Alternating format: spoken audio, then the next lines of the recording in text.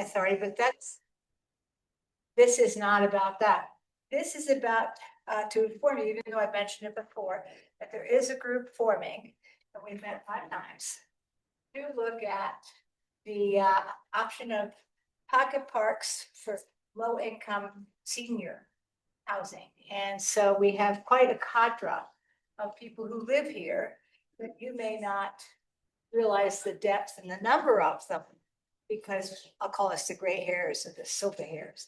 You may know the lady down the street, you might know your mother-in-law, but the thing is that there's a bunch of us that would like to stay in Steamboat, but, and I'm not one of these, but that has a home worth quite a bit of money, but they would like to downsize. And there's nothing here affordable. Because you have to remember, most of us who came many years ago still have a, you might call it a poverty mentality, but it's not. It's an old hippie ski buff mentality. And those of you who came in those days, you know exactly what I'm talking about. Service industry jobs, not a chance to make a lot of wealth. So we have been forming, and we're starting to reach out to different people and try to get ourselves collectively around it. I'm pretty good at getting people to the table. I am not good at the next steps needed for development. So, but I just thought I'd let you know what we're doing so that you have it within your scope as well.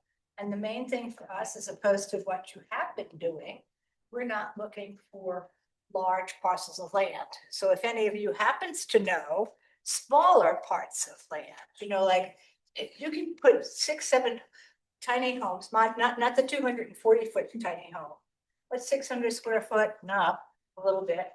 Tiny homes prefabbed, you know, on half an acre, on quarter of an acre. So it's like we haven't started our push yet, but just I wanted to make sure I kept you guys in the loop. So I don't know if any of this is permissible for you to ask me questions. I have no idea, but I wanted to get in here and let you know that. Thank you very much, Noreen. You're awesome. Yeah. Well, I don't know how awesome I am. One of the reasons I'm pushing on this, and you all know my city is always been a trade, but is that I'm aging. I'm sure as hell, I would love to see this get done so I can get there. I don't know what happens. Still a very necessary need for that little piece of our senior care. And we've got the data and the facts about what's here and what's not here and what's missing. So that's why we came together to, you know, start the ball about this need. So. Question. Sure. That sounds like a great idea. Many homes that us older folks own were worth a couple $10,000 when bought them. Now they're worth $1 million or more. If we try to help you with this project, would your group be willing to sell your homes at a lower price, deed restricted, so that you can move out of that and use your existing home for affordability? We'll still provide you folks with the kind of homes you're asking for. We have discussed all that. I know your Cottonwoods has a frame where people can come in based upon their earnings. And then if they have an asset such as a home that's worth a lot, they have to sell it within so much time. And we are looking at things like that. I mean, I think that personally, if we have tax dollars such as the short-term tax helping us out, or any tax, quite frankly, that we owe it to communities if we use those taxes to keep our houses deed restricted. So, and there's, because this group can, you know, most of us can, you know, kind of lay hands on 300,000. That's kind of what we would like to look at as far as purchase. And my suspicions are that we have, once we get going, we haven't identified how deep it is yet. We can get the numbers, and then we'll have a meeting and call everybody, all the gray hairs, that's you too, and you too. To come together and kind of, you know, make a commitment to that. So we kind of know some steps, but not a bunch of steps. Does that answer your question, John? Yeah, so your houses that are worth millions of dollars, you're willing to reduce the price that are affordable and deed restrict them for in trade, having a smaller. Well, the thing of that, the little houses will be deed restricted, but somebody that has $1 million or $2 million house, it's up to them what they're going to do. In other words, are they going to leave it to their kids, or they want to get rid of it? Yet to be determined. Just think about that. Well, I can't think about too much more than what I'm thinking about right now. So, All right, thank you, Noreen. all right, you're welcome. I look forward to seeing you all again. Okay. All right, any other public comment? If not, we'll move on to board member comment, and I have one that I'd like to start out. And since this is Jason's last board meeting, I think. Yes. I should schedule another. Well, and next 10 days, yeah. No, I would just like to thank you for all of your service over the 13 years. And say thank you. You've changed lives. You have lots to be proud of, and this board owes you tremendous amount of thanks. And I think you've heard that from previous board members and comments, but I just wanted to share that with you. And if you have any comments that you'd like to share with us, please do so. I know I'm putting you on the spot, but That's okay. Thank you for that, for this comments. I really appreciate that. I've been trained to be on the spot, so it's not a problem. It's been an absolute pleasure serving the community, not just 13 years here, already the 5 years working in the city. And you know, I'm really proud of what we as a team, I mean, we and like literally everyone here, plus past board members, current staff, former staff, community members who put a lot of effort into helping get people housed. I have a lot of faith in the team that remains at the housing authority. I think we have almost staff. Elliot's an excellent leader to kind of keep things stable for the time being while you guys look for a new executive director. So I'm very optimistic about the future of the housing authority. And it's largely based on the quality of the people and their devotion to the mission. It's a hard business. There's a lot of headwinds. That devotion to the mission is sort of the calling card of what makes this team successful. Because that's what's driving people to get things done. It's not the paycheck, it's not the glory, whatever glory there might be. It's, you know, the altruism of seeing the folks that we know in this community secure housing that's stable, sets them up for success, allows them to thrive. We're seeing that happen in real time right now with the conference. Closings happening daily now. And so yeah. That's all I have to say. thank you, Jason.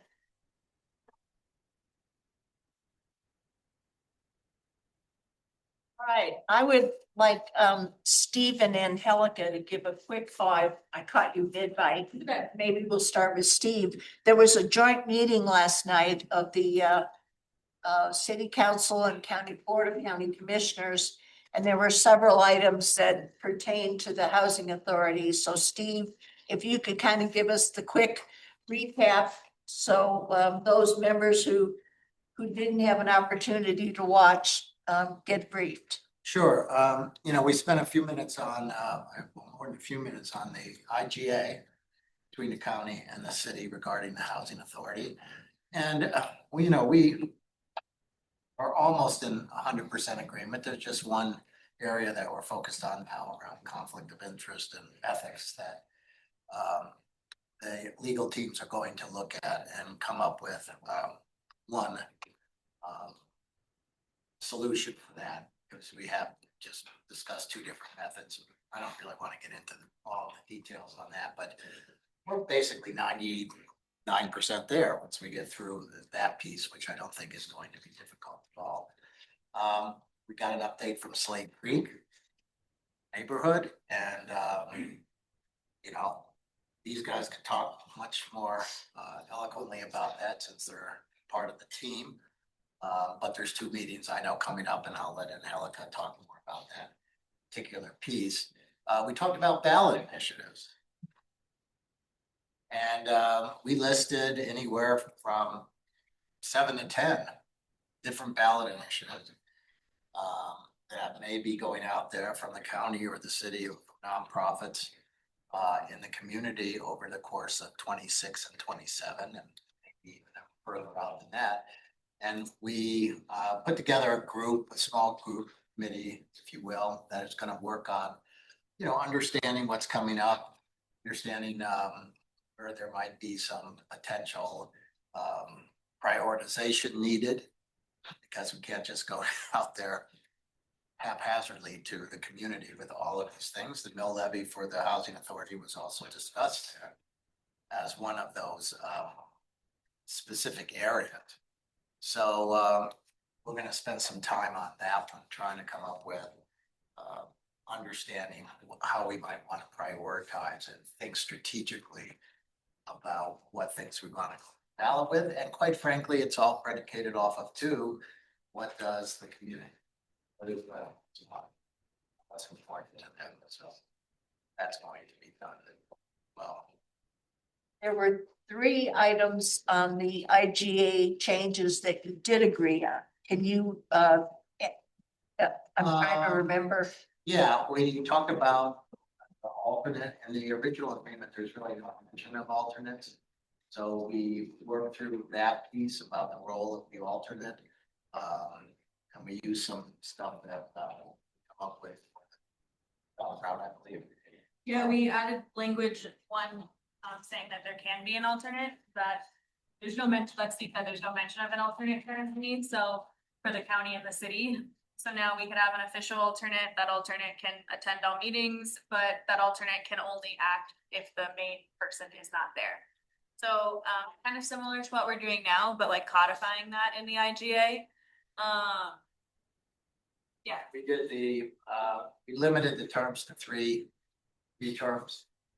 3 consecutive terms for board members.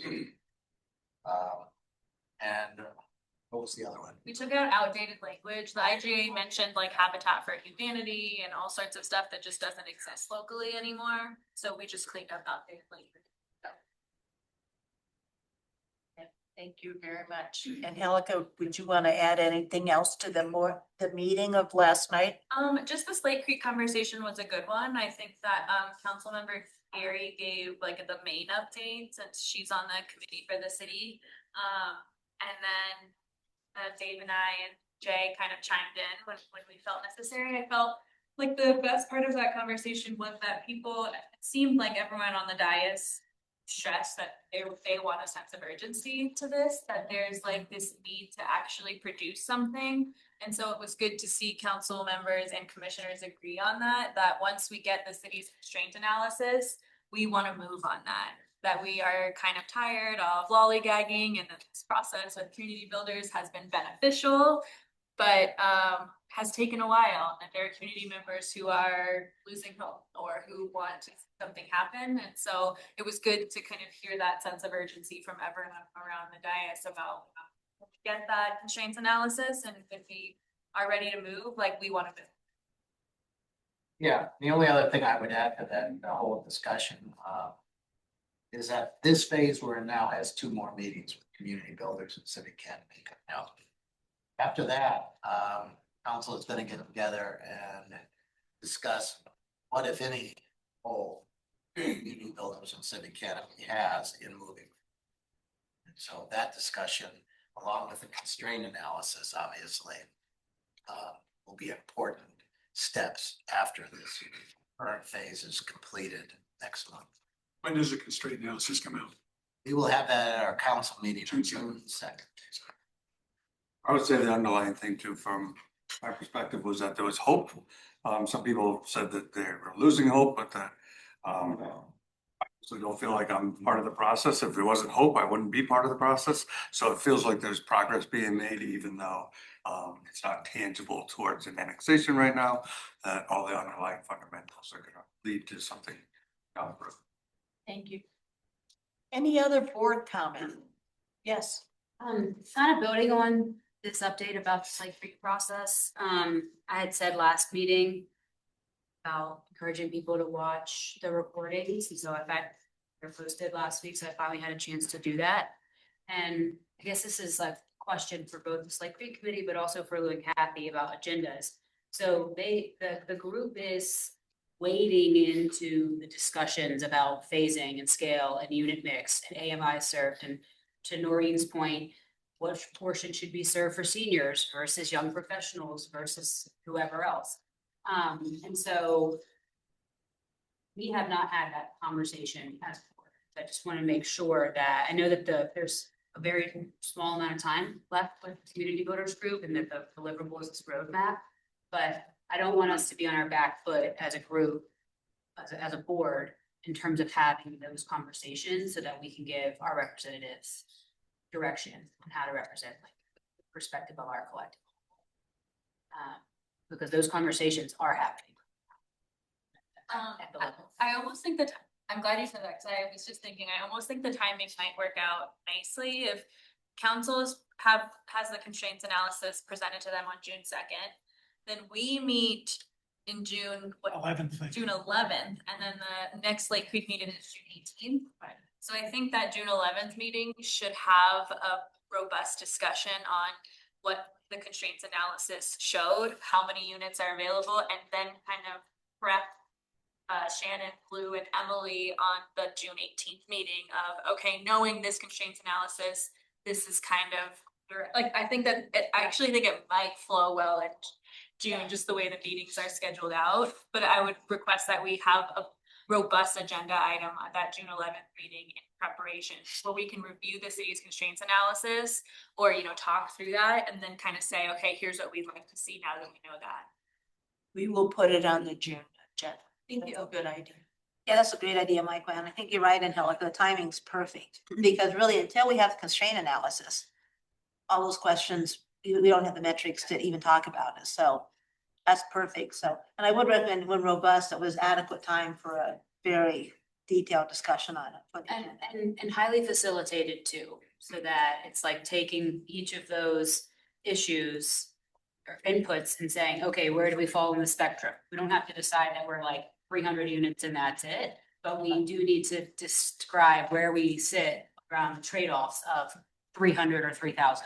I'm just making things up so that we can give some direction to our representatives. I do have one other. So we had some conversation in a couple of different agenda items last meeting about what we're experiencing at Cottonwoods with the 140% AMI units, and maybe like what's the issue there? Is it pricing? Is it not enough market demand? Are there not enough households in that income range? And there's an interesting test case that came on the market earlier last week that I just wanted to kind of let you guys know about. There's several deed restricted homes in West End Village. A home came on the market at 570,000. And I don't know if Alyssa's on, but I know Alyssa and Araceli received at least 10 housing authority applications to get the pre-approval letter in order to submit an offer. And the max income that someone can make on that home is 120,000, 120% of the AMI. So we've got a $570,000 home, and we had several 120% AMI households tried to buy for that price point because of the product type that it is. And those Four are bedroom. single family homes? It is a single family home, 4-bedroom, 3-bath, 2-car garage. So I just think that's I want that. that's right. Who doesn't? Well, the nice thing what that shows is, I mean, I'm ignoring several changes since those homes have been built. Like, it's a totally different landscape, but I'm just I think it's important that we are all aware of what's happening in the market and how that home that was built whenever it was is an attractive product type, and someone at 120% felt like that was attainable for them. And there's another part, there's no deed restriction, there's no appreciation cap on that house either.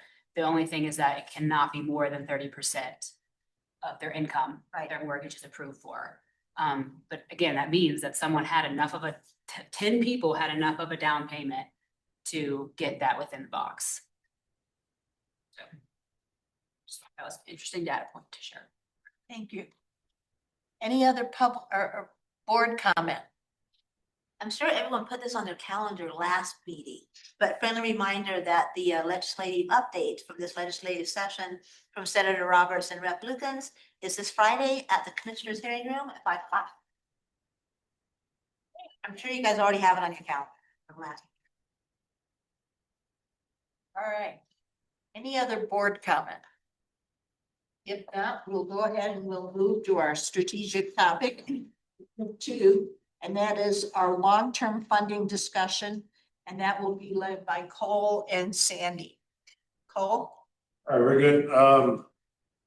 So I am bringing this forward as the treasurer of the organization. Obviously, we've talked a lot about funding gaps with the mill levy. What does that all mean? This presentation is trying to frame where we are and what sources are available to us. Big thanks to Sandy for doing a lot of legwork on things that we know, and then working with me through unknowns and more strategic discussions that your finance team that meets tomorrow will take direction on from you all to further discuss. So if you wouldn't mind, hold off questions until the end. I know you'll have some before we get to the strategic discussion. I want to blow through these slides to try and keep the time frame of 50 minutes in mind. First bullet point, YVHA needs revenue.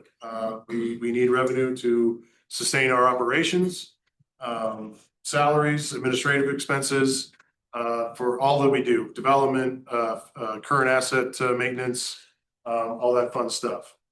The big question is, what are operations going to be moving forward? What does development look like going forward?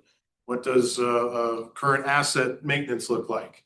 As you saw in the next strategic item, there's a lot of discussion still to be had amongst this board about strategic initiatives. So that's more of a placeholder there and kind of kick off some strategic discussion around revenue at the end of this. Operating expenses, this is governmental funds, governmental operations, not our business type operations.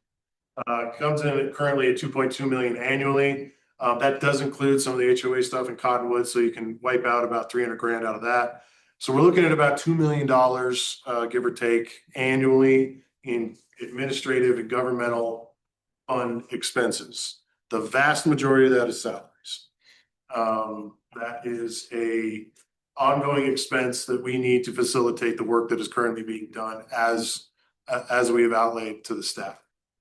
Up to the right there, you can see what our current source of revenue mix looks like. The biggest line item there on the top, property tax. That is the main point of discussion, is that is going away per the sunset of our mill levy that was passed.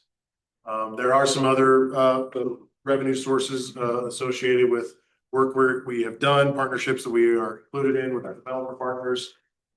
Some small mortgages that we hold, ranch rental income, one house on 500 acres.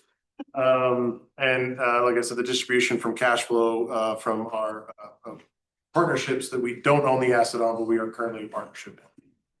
Commissions, pretty big point. We're going to have a 300 grand revenue source. That's the 1% sale on the Cottonwoods. That is going away as well after next year, or after this year. Next slide, please. So how does the housing authority source revenue? Here's the list. It's pretty comprehensive. There might be a couple of one-off things. In this list, some are known, meaning there are sustainable funding sources, i.e. sales tax and property tax that I'll get to. Others are development driven, meaning how developers come in and economic factors of when they develop and how they develop and what they develop will wag the tail on a lot of these revenue sources. Nightly rental fee, that's the short-term rental fee that is in place. We hold that. That's obviously the city. Repurposing of URA funds is a third rail I don't want to touch right now. And some of these things. So this is our quote unquote comprehensive list of how we as a organization, as a housing authority, can raise revenue. Next, please. So I'm going to go over the two that are known. Those are the easy, not low hanging fruit, but the easy ones that we can identify and we can apply some kind of forecast to. Sales tax is the first one. Rough calculation of what would come in. We're using 2025 data. You can see there 1% sales tax is $12 million annually, all the way down to a 10-cent sales tax at 1.2 million. So that's kind of framing a materiality to when we talk about, we'll just throw a quarter point sales tax on and be good. Obviously, it takes ballot initiative, all that fun stuff, but these are the numbers we're working with off of 2025 data. Next, please. Property tax we currently have, so we know this really well. Again, going from 1 mil to a quarter mil, just showing the materiality of that change to help frame any discussion going forward of property tax. We're using current valuations. We're not trying to project out. In fact, if you go to the next, real quick, if we renew the mill levy at 100% of what we currently have, which is 1 mil, the government fund balances are good through 2038, given that $2 million operating expense line. If it goes to 0 and we don't pass the mill levy, we're good through 2029. Obviously, that comes with a huge strategic discussion of operations, organizational, thoughtful reorganization, all that kind of fun stuff. So just to give that materiality and a threshold, the finance committee is just giving rough numbers, not commenting on anything to do with strategic planning. These are just our basis to help frame the discussion. Okay, next. The reason why we're not projecting out those property taxes is because they wildly vary. Since we implemented the property tax in 2017, assessment rates yielded on a 500K value about $35 per residential unit.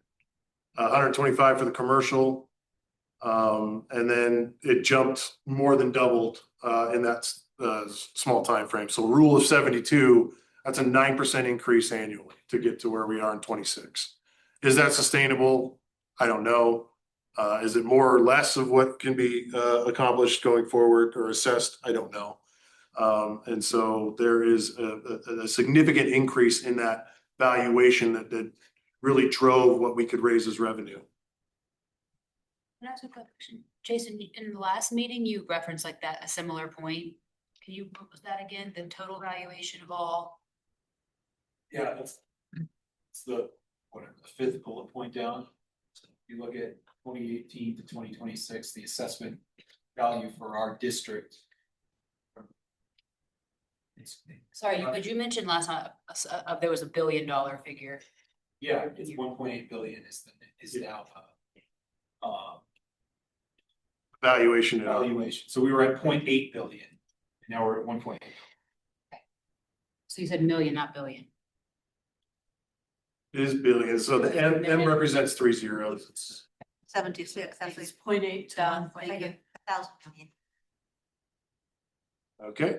Next up. That was Another one that I kind of want to touch on is the short-term rental. That was an unknown back in 2017 when we were discussing possible revenue sources. That is now a known, although it doesn't sit with us. So a potential access to those funds would look something like this, that we request the city annual allocation of those SDR funds to approximately a number. Again, I'm putting 1 to 2 million there as just framing the conversation. The city's currently collecting approximately $15.5 million in STR funds just last year. Pros of this, STR funds align with YVHA goals pretty directly. Support operating expenses for continued asset management, future development, what STR was established for. We are uniquely positioned to leverage funds more than any other private developer that we have proven out time and time again to leverage local, state, and federal funds at a multiple of sometimes 40x to bring to development and further subsidize development. So those are pros to any kind of approach to the city asking for an allocation. The cons to that, annual appropriation, so it's not a guaranteed revenue source like a property tax would be, and the variability of that short-term rental tax lies solely with the future council, current council, future councils, They can move that 9% number as they see fit. So again, creating more variability and not sustained cash flow. So since we know what that SDR funds is, I thought I might put this slide in as a holder there for conversation. And then the next slide is stuff we really don't know that upfront costs to determine. Impact fees, real estate transfer fees, inclusionary zoning, that all comes with some level of ballot initiatives or statutory changes. Pros obviously link directly to housing. That's why they're so popular in some communities, specifically in the market rate or high-end units. Linkage to affordability issues is clearly defined. You just have to actually do the studies. And there is a potential to raise more revenue than taxes over a long time horizon. That is one of the cons. Moving into that is that time horizon, in order to recognize those funds, is going to be up and down and subject to local economics or just economics in general, with what developers are doing, where they are doing it, and what they are doing as far as those kind of inventory.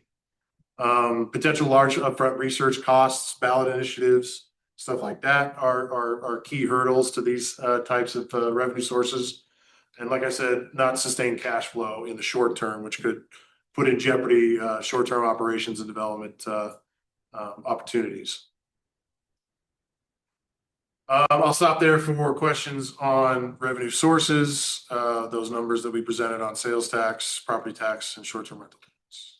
Oh. Yep. I was gonna say another option on the short-term rental tax would be to do like we originally, the discussion we had at city council, and we were pursuing Brown Ranch, is to go to the ballot and ask the voters. This is, of course, would be with a very robust, thoughtful discussion with city council, to see if a certain percentage of the short-term rental tax would, to go to housing authority operations. So that, I'm not suggesting it, I'm just saying that's another option.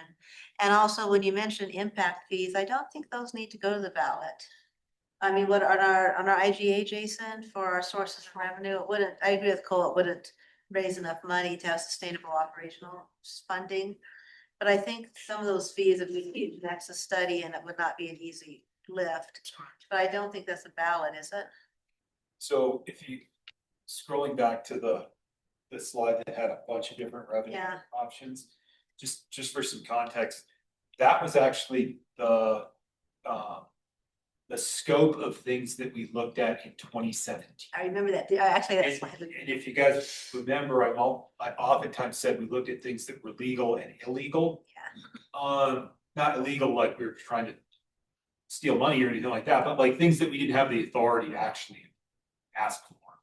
Real estate transfer fee, nightly rental fees. Those are things that the housing authority did not have the authority to, and still don't have the authority to ask for. Repurposing URA funds, again, that was determined back in 2017 to be a third rail that we didn't want to touch.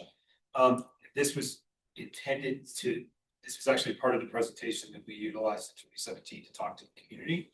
It said, hey, we've looked at all of these different options. And out of this, we determined that the best option in 2017 was a property tax at 1 million. So I just want to make sure that that's like, these aren't things that we could, folks that we're like actively exploring. And I think there's a conversation that should be had about, okay, what is this list look like today? Might have some very similar items, might be smaller.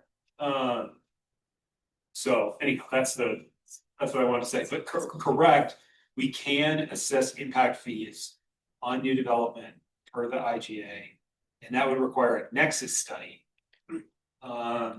which basically ties the exaction of funds or land or whatever you get out of the impact fee to the actual impacts created by new development.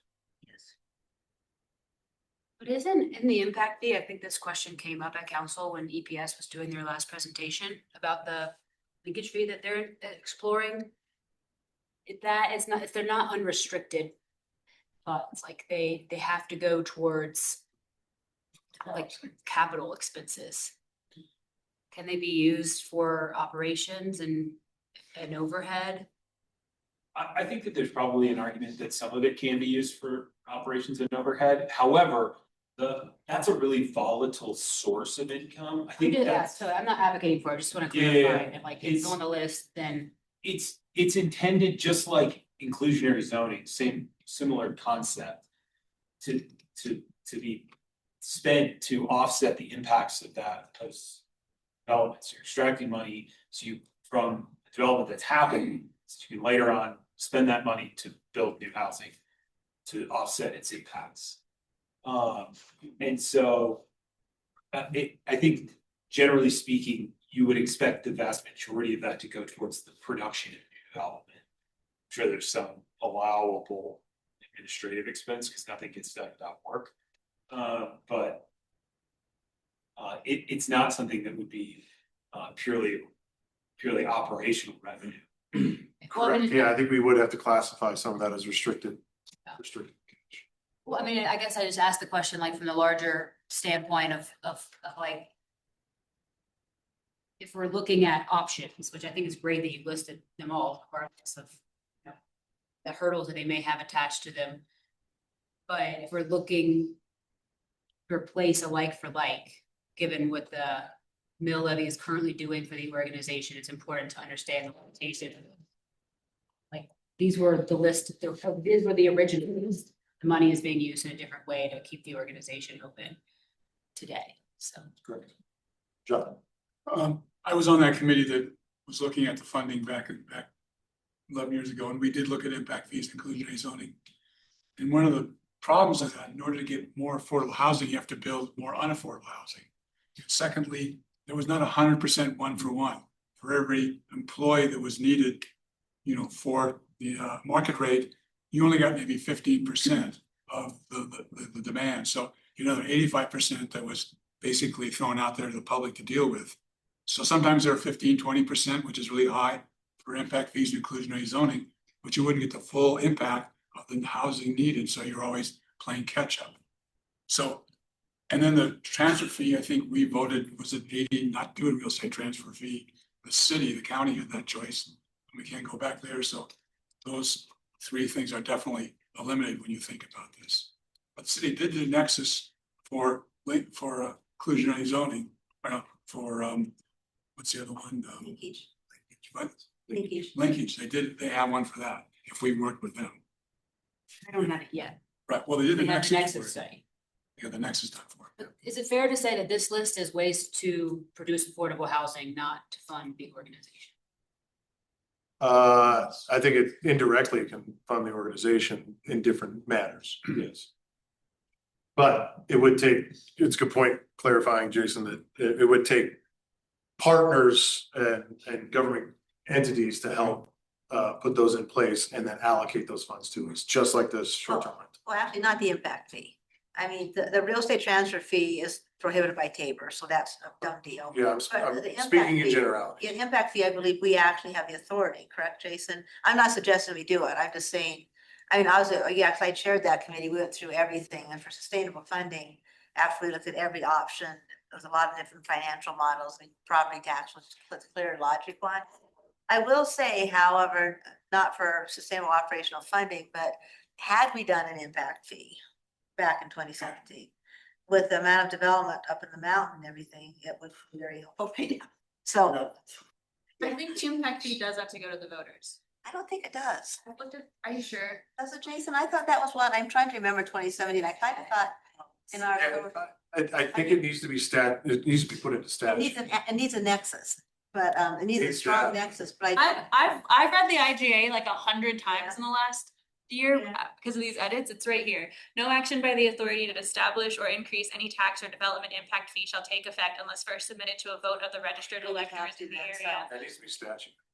it is statute. I was like, I swear I've read that. I've gone through the IGA so many times because of these edits. So it would have to go to the It's statute, yeah. So generally speaking, impact fees do not have to go to the voters, but that there requires the. It was at the IGA. Okay, that's where I was getting confused. I was looking at the statute. I agree that I don't think it's in statute. I think whoever made this You don't IGA, have to go. put it in the IGA. The But city the doesn't. housing authority. City has it. City doesn't. No. So again, Okay. it's a matter of partnering with government entities and having that. Right. Sales tax. Yeah. There's a limit of 10% for the city, how much they can charge. I mean, total. I don't know that. Is there? Okay, right now we're at what? IGA, isn't it? Is your question? Is there a limit of the number of percent of sales tax that, so that, and what are we at now, 9.5%? City's at 4%. 8.4. What's the total though? Oh, 8.4, isn't it? 8.4, okay.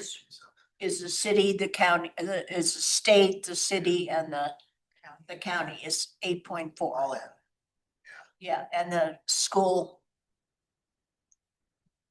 So- Not the property tax portion, but the education fund. So when we think about sales tax, we're not just thinking about the 4%.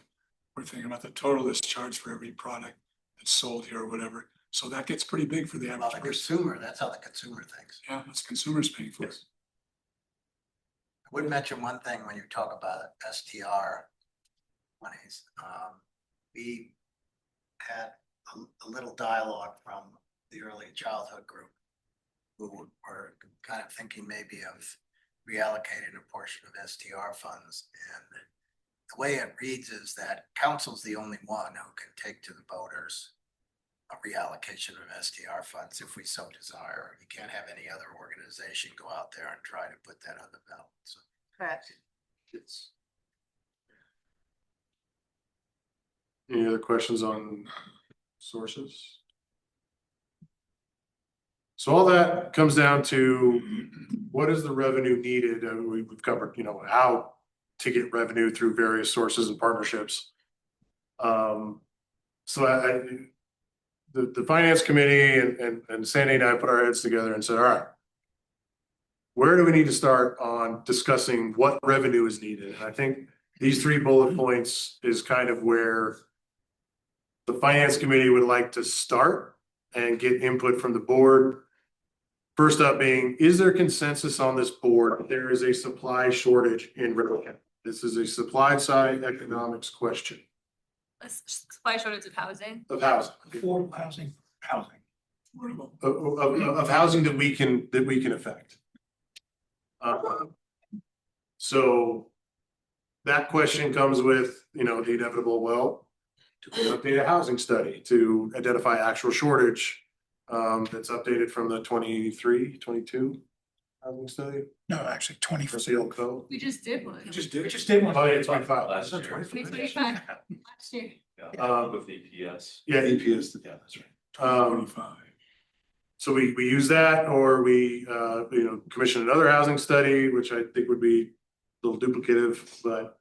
And then also identify the private development pipeline in that 80 to 150%, getting to your point of housing that we can affect, and that's even lower on the lower end.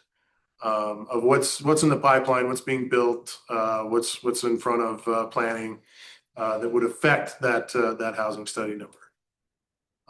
So let's start there. Is there anybody that would argue that supply side economics is not the issue in affordable housing in Rock County?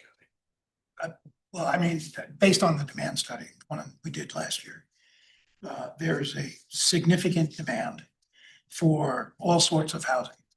And the demand study touches on all of it. In terms of the affordable housing need, that's pretty well established. There is a pipeline in there that talks about all of the active projects in the area. I think that probably needs to be updated just because there are new active projects in the area. So from that standpoint, we have plenty of data that said the demand is strong.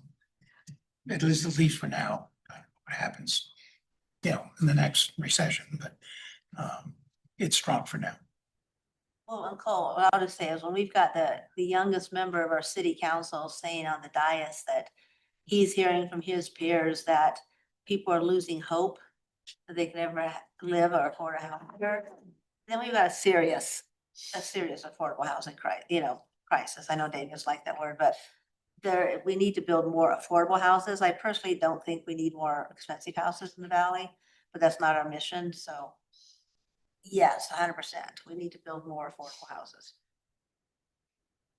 The pipeline, I've been looking at some of the pipeline housing around town. And some of those are, like, for example, the one down on 20 Mile where you can only build affordable the houses on the second floor because it's commercial. And the second floor, first floor is empty, and the person can rent the first floor separate to meet their housing needs. Now, that's not a very good housing situation. And then we've got some over right now near the cement plant, which are going to be developed again. Not a very nice environment, though. You got to take what you can give. So I think, I'm not sure if we have an analysis of what's in the pipeline. We need to seriously look at it because, like, this one house that was in competition with our 140% houses can skew what's going on. So I think we need an analysis of that to look what we're competing with, because times have changed. There was a time when we weren't competing, we were the only horse race in town. So in order not to shoot ourselves in the foot by building stuff that has a deed restriction of a cap on it, that's just a little bit less than what's offered, even though what's offered is not very high quality, we should really look at that because we could really get ourselves in trouble. Again, the demand study touches on virtually all of that, That's okay. but it has to be updated. I mean, it doesn't include somebody that Things have changed. submitted a dramatically. development plan yesterday. And that was a 2025? I think it's Yeah, somewhere. somewhere in 2025. Yeah, it was like July. Yeah. 25. I feel like we're getting off topic of like answering Cole's questions here. Like, is there consensus that we have a supply shortage of affordable housing? Yes. Yes. Does anyone disagree? Okay, so we can move to the second question. We're talking about. And then the second question is, what's our role? And there's three options here. Thank you. So do we want to be a standalone developer that engages a general contractor to build? Do we want to continue with what we're doing, which is the public-private partnership model, or do we want to enhance partner management? And what are, Yeah, as it comes. yeah, and what are the associated operational expenses to participate in each of those three or maybe more? Yeah, I think that's what the finance committee would like to know, because they're again, trying to get a consensus out of this group of, is the public-private partnership model correct? That we are leveraging our funds with private equity stacks and debt that we do not necessarily have exposure to, and we limit our risk on what we're putting in, but also bringing in other state, federal, local funds to leverage that up with a partner. And then we basically put all the risk on the partner to deliver the rest of the equity stack and take on construction risk and all that stuff. Or are we to a place, or is there anybody that wants to make the case for being the developer ourselves, that we directly engage a GC and we manage our relationship taking on those risks?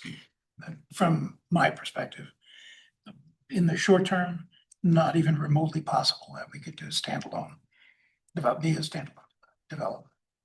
We don't have the skills organizationally or individually to do that. It has to be a public-private partnership model. And there are lots of models. You know, we're looking at developer for fee for development, which are essentially, in my mind, a program manager. Since we can we generate funding like Hilltop? Can we talk about municipal law? And trying to fund it. So yeah, I think that's where you end up having to be. And yes, we have to enhance our management. No doubt about that. Yeah, I apologize. That third bullet point was supposed to be indented to kind of qualify what that public-private partnership model that we currently have would come with some enhancing of the partner management, i.e. lessons learned from our current assets, from Cottonwoods, from all that fun stuff.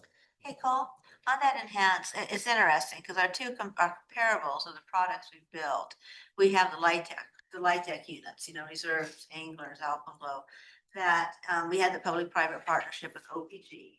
It was a low-income housing tax, products. It was very well monitored by federal and state.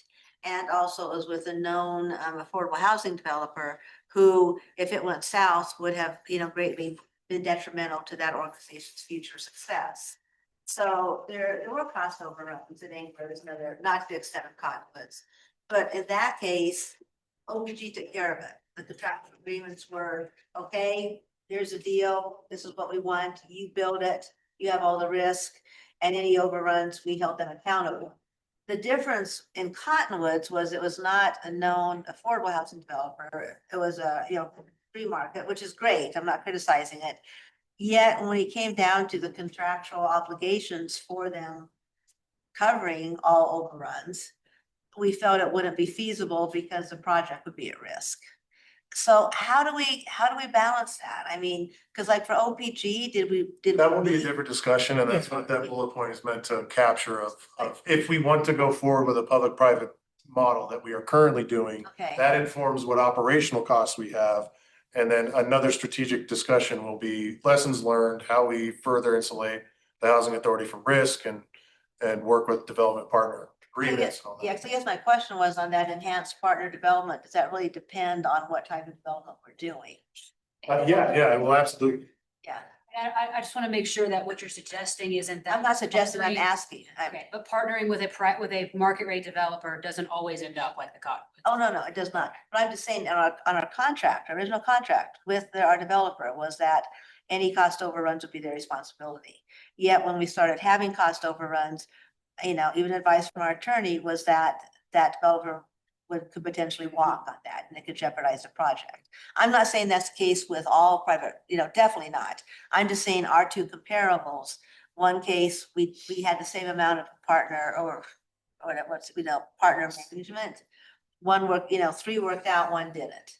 So I'm just asking that question. I mean, I know there's lessons learned on it, but I was wondering if maybe it's just a different. That's not for this discussion. We're trying to figure out if we want to pivot from our existing public-private partnership model of various Okay. inventories, or if we want to cut that partnership out and be the developer ourselves. Oh, good Lord. And that's Better from- no brainer. Yeah, I mean- That's a no-go for. Is there anyone that feels like you should be a standalone developer? Anyone in the room who feels like we should have option number 1? So then we all want to stay as a public-private partnership model. We know that will mean better management. We know that we'll have to dig into that, but that's Mark. At some point, I think that's what the real discussion, however. To do that, you need the skill set on this board that can do that, and you're setting up another business, and it isn't somebody on this board. I mean, you're hiring an employee or several to run it. I mean, it's serious business, it's serious work. But I think it could be worth pursuing if you've got the right people. You don't have that today. But long term, if you keep this up, I think it's a topic that ought to be seriously looked at, but not for any current project coming up or something like 2 or 3 years out. Right. And then in the meantime, the public-private partnership needs a significant more oversight built into the agreement and into the working model and into this organization. You can't just say we're going to have more oversight. You got to do more oversight. I was doing a lot of oversight in the last year. You need somebody that really is an employee doing that. John, if we go to the second one, it's partnerships. I imagine that's going to have an impact on our staffing. Is that correct? Maybe we want to get the direction so that we can dig down into it. We have done public-private partnerships and very successfully. And needed our staff to do. 100% needed staff, and we actually staffed up to accommodate some of those projects as well. But would it come with a massive expansion of staff? No, but a look at what current staff has, current board capacity, all that will need to be judged, and a further discussion on enhancing those models will have to be had by this body. Well, my comment on the first one, a standalone developer. I like to keep that option still open only for special situations where we have the right partner, the right experience to do that, but I don't want to get rid of it totally, because I think we need to keep our options open, because lots of things are changing. One off, maybe you miss something. So it's for my individual, not the group. Is there another option that it's not on here? There are other models that you should be considering? Like to maybe mention like a hybrid of that a little bit. But I don't want to go too deep on it because I think we're going to have the conversation. I think the public-private partnerships that we've had right now have veered into more of a hybrid developer public-private partnership, right? We've participated in developer fee, we've participated in cash flow, we've participated in management of projects. That's not, I don't know, in my experience, that's not particularly that's a pretty custom model. Whereas like other private public partnerships can be, you are a funding source, right? And so just like, I don't know what we're talking about. Like, I think we're talking just like, it could be anything, but those are two very distinctively different staffing plans, models, how we accomplish our mission and everything like that. Yeah, I mean, I'll add that a relationship with a private developer will vary depending on the product we're producing. If it's a rental property, it's going to be a much different situation than a for sale property. And some of the issues we had with the compliments are associated with it strictly being a for sale property. There is no long-term rental revenue stream to enhance, the private developers' profit line. I just want to say one thing about this. I don't know why we have to put ourselves in one of those boxes or another. I think the private partnership, public-private partnership, there should be an S on that model. There's models out there. Yes. Quite a few different models, and it's going to change based on, to your point, around oversight, around control, around risk, all this type of stuff. But there may be opportunities with a developer at some point in time, to John's point. Are we automatically, by picking that second one, preventing ourselves from considering things that in the right situation might be beneficial for us? I think for this conversation, it's like each of those models has different costs associated with it. So we're just trying to figure out a general idea. If we go this way, it will in general cost us about this much. So when we talk about like future mill levy or funding opportunities, we know we'll need this. Versus if we go this way, it will cost us this much. So that's what we'll need. I think you're absolutely right. That doesn't mean we're sticking to one way, but it will kind of help us gauge how much money we will need, how much sustainable funding we'll need. Yeah, you're exactly right. It's a difference of what Mark said. If we are going to be the developer and we are engaging GCs directly, that is a different staffing model and decision starting point for this board on how we put out RFPs, how we initiate those the architectural drawings and budgeting and all that, and what costs we take on at the risk. Whereas if we are continuing with the various public-private partnership models that we have done and maybe define them clearly, that is our starting point. Doesn't necessarily mean the one-off that, there's a small pocket development for senior housing comes along and we feel confident enough with a GC just to move forward with it and not bring in a private developer to help us. It doesn't preclude us from doing that, but it's not our starting GC. And I think that is a different staffing model that we would need to chase down. I'm fine with that, as long as we don't automatically box ourselves into a corner. I want to maybe expand on that a little bit. Like, let's say we were a public-private partnership that was a shotgun approach, right? And developers could come and we would be a funding source for all of those. That's like 3 staff members, right? And so that's a lot different than a public-private partnership that's like, hey, we're going to bring a project. Okay, we're going to help you with entitlements. We're going to help with asset management. We're going to help with all that. Just like hearing what you're saying about like pivoting, that is one thing that I think is like important for us to look at, that like those are 2 like totally different organizations.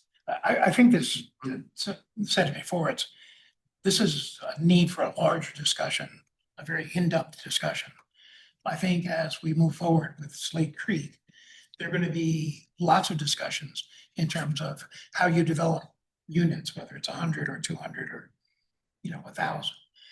But those conversations will have to take place so that we as a board and an organization can execute on those properties. So that conversation has to take place. Maybe as we get into strategy, this may help us decide which of those three that we want to focus, prioritize. And I'm waiting for the strategy session with bated breath. Yeah, it is it might be a little cart before the horse, before we talk about the organizational structure and strategic initiatives of this board, but I think framing that in, we all agree supply side is needed, that YVHA is a facilitator of inventory at certain levels, and how we do that is going to look a lot like how we have in the past, refined, flexible is what I'm hearing. But that we don't want to go and create a bifurcated organization that has a development wing with a developer going out and getting GCs ready to start moving dirt. I think that's a very high level what I'm trying to suss out here, or at least have us all agree upon. So whatever this public-private partnership model means, and if it's different every time, if it means we don't actually use that model and we do some kind of direct engaging with GCs, that's fine. Or if it is truly shotgun approach RFP, which we have done in the past, of, hey, we have this, we have funding, we have land, we have funding source, come one, come all, and we'll give you part of your capital stack and some tax relief.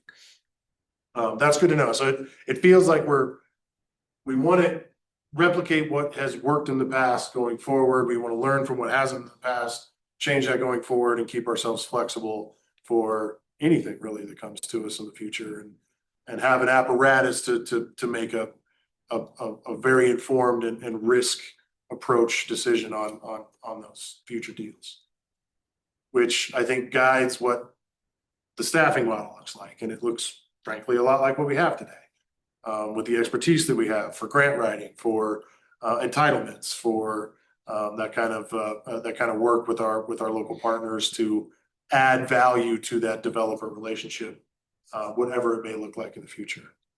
I think at one point, John had a really valid point, how I think as we'll discuss further during the strategic plan.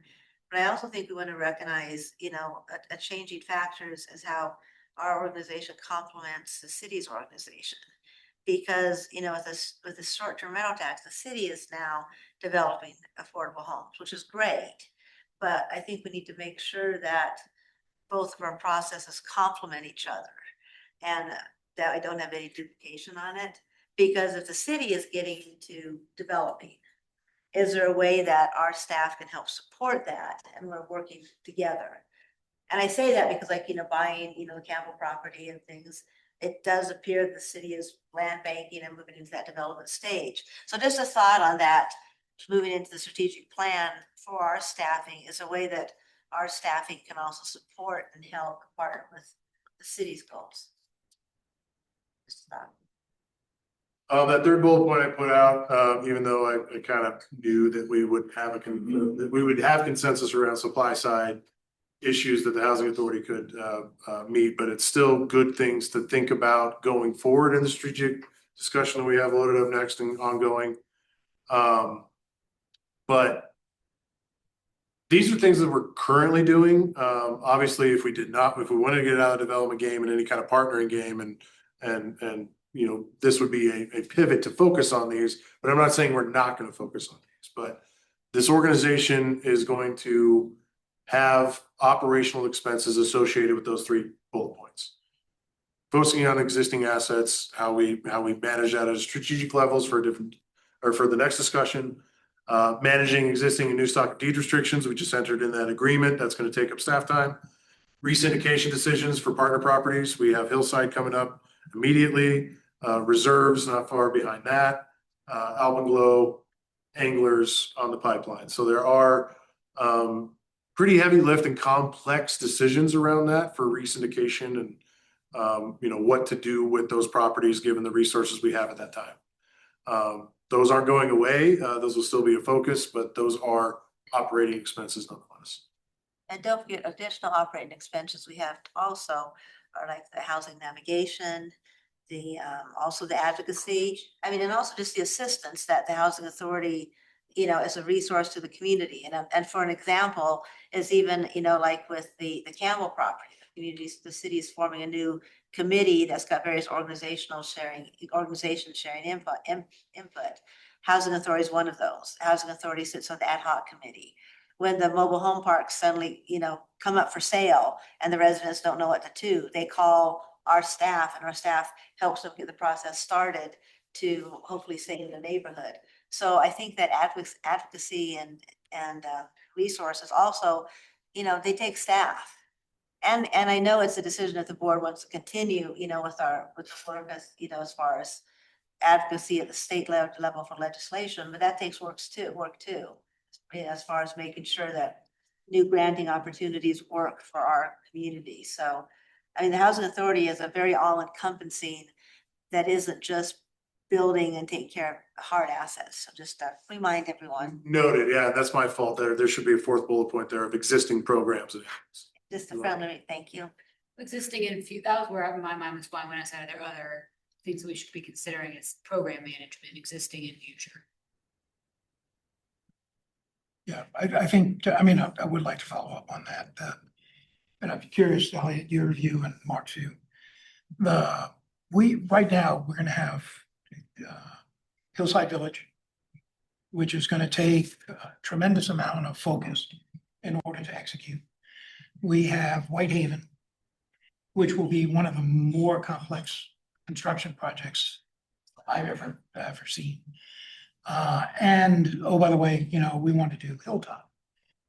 Each of those requires expertise that we may or may not have, and most probably don't have at the present time to ensure a good execution. I'm curious what you think, Elliot. Yeah, I think that, I'll start with Whitehaven. That is a complex project. You know, I believe that, from just a project management standpoint of overseeing a general contractor, consultants, I do believe we can handle that one in-house. I think it's gonna require us to pick the correct contractor for that and making sure that, you know, they have kind of a good bench, if you will, or the experience to pull something like that off. I know Hillside Village just internally is a very complex project. We are, I think there are some things that we're learning as we go. So it's a little bit of like, you know, trial by fire, learning on the job kind of thing. But we do, I think as of right now, have a good handle on that. I think some additional expertise on the staff or like an outside consultant would probably be helpful to make sure that we pull that off and are able to execute that in a you know, in the manner that it needs to be completed. And then with Hilltop, I think yeah, there's definitely some challenges there. I know one of the financing options we're looking at is bond financing, which we've never done. We do have a pretty solid consultant in D.A. Davidson that's assisting with us with that. I think from, you know, my interactions with Servitas, you know, they seem to be, you know, have a good handle on what we're trying to accomplish there and kind of what the end goal is. But with Hilltop also, you know, we would be the sole owner of that property, be responsible for the management of it, the operations of it once it's delivered. So yeah, I mean, I think there's quite a few boxes that we checked with each of those projects. I don't believe that we check all the boxes though. You know, I think with, again, some additional staffing or some outside consultants, we probably could get there, but, you know, me speaking personally, I do believe there is a little bit of a deficit. Knowledge base, just experience that's lacking with each of those three projects. And Elliot, and thank you, and to, and also since Kathy was there last meeting, just thank you for putting a robust discussion about Hillside on the next agenda, so we can understand the why, the cost, the current pro forma, things like that, so. Yep. So everyone understands it, because that's a big question, and is now the right time to be doing it? I mean, but well, that's a question for next agenda, so, but thank you. Kathy, how are we doing for time?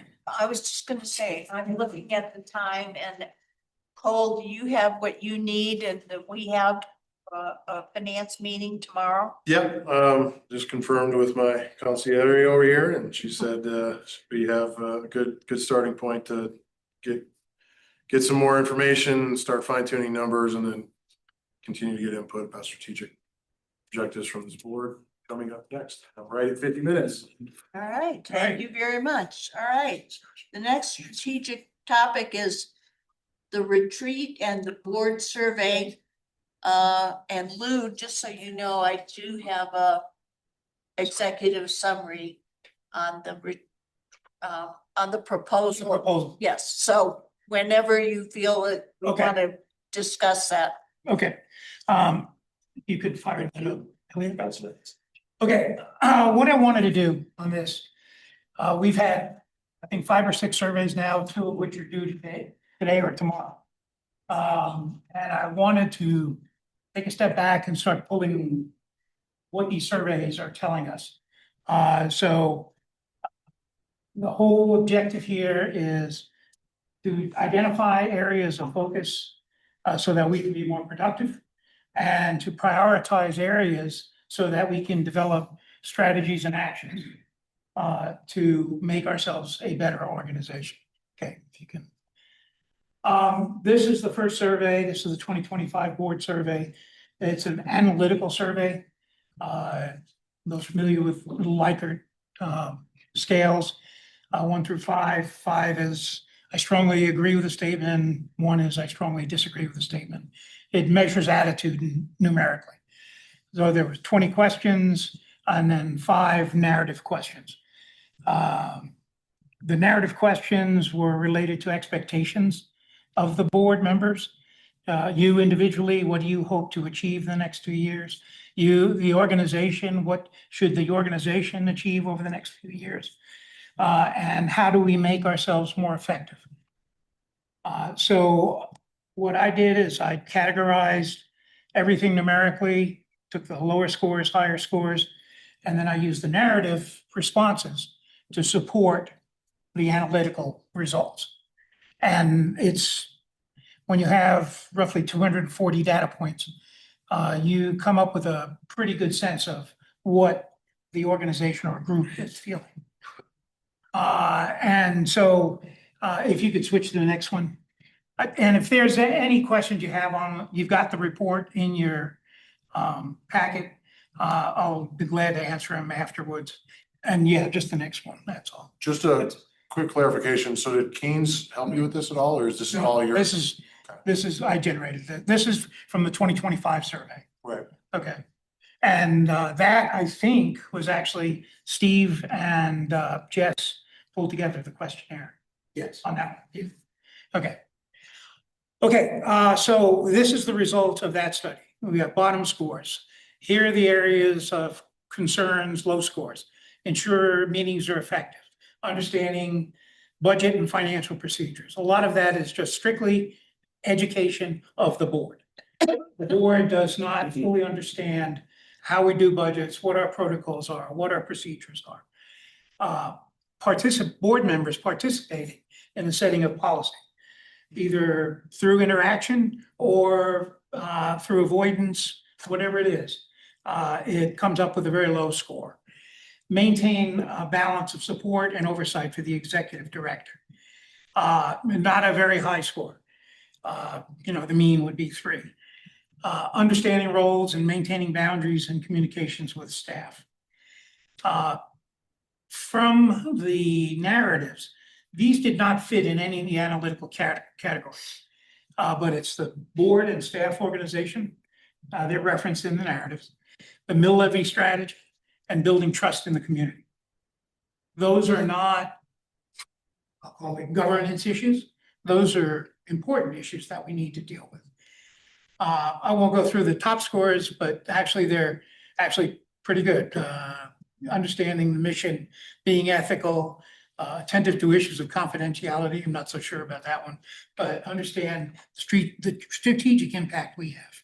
Okay, next slide. Okay, Charney Keys, Board Assessment Structural Effectiveness Base Survey, had 14 questions. They're all yes and no's, so it's pretty simplistic. If you answer no, you have another 8 questions, and you do those in narrative form. And then there were actually 3 narrative questions they asked, and those were all about concerns about the operating organization itself, concerns and questions about board governance, and anything that you'd like to add. So pretty generic. Okay. Because of the person I am, I needed to find numbers. So what I did is I went through and I took the percentages of some of the questions, and those that I believe represent, let's say, a less than desirable outcome for as a board, I highlighted. How does the board evaluate, measure its success in governing YVHA? 27% of the people don't know, which is actually a pretty big number among a group of 12 people.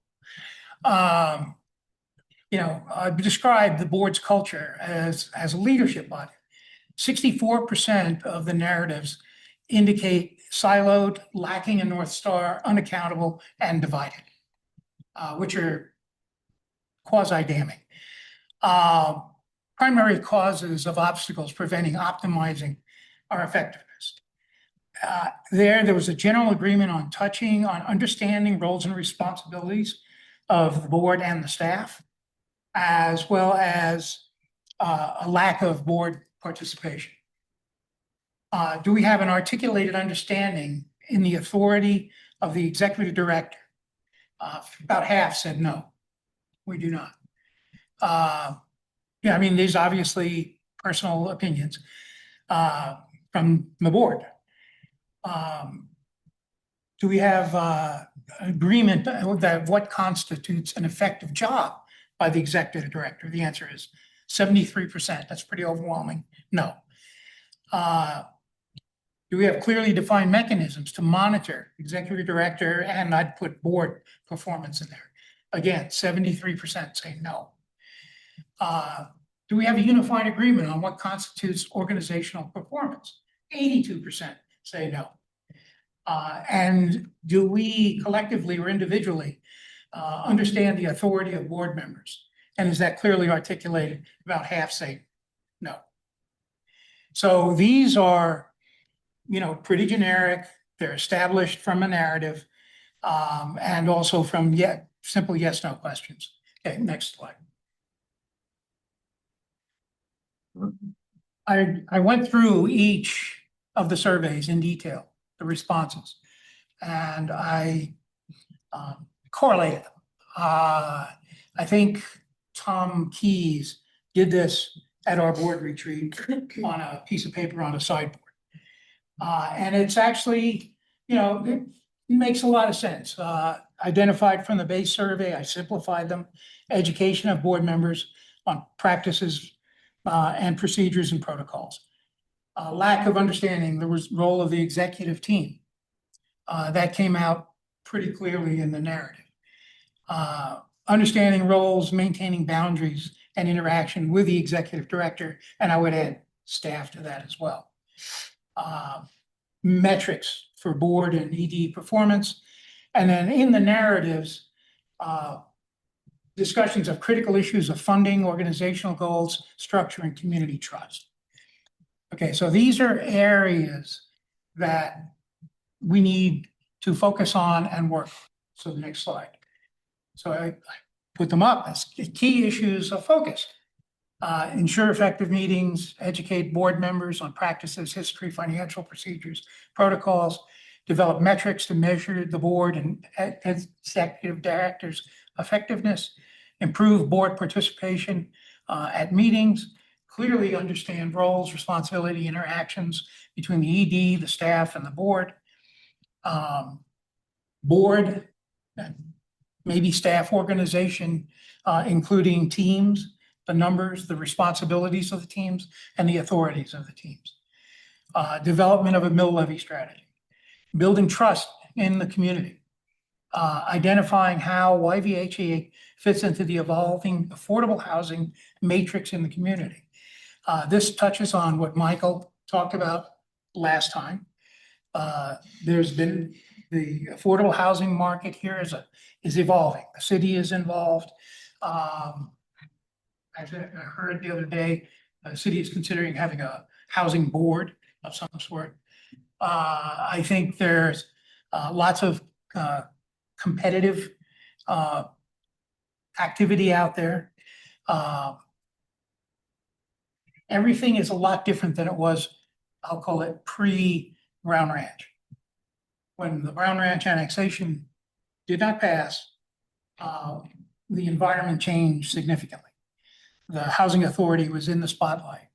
There are issues that have, I'll say, evolved over the past few years that have caused us to make changes. So it's important for us to fit in and figure that out. And what I did is the other I have on there is governance. And what I'd like to do, it's okay with you all, it's I always wanted to play with dots. So everybody gets 3 dots.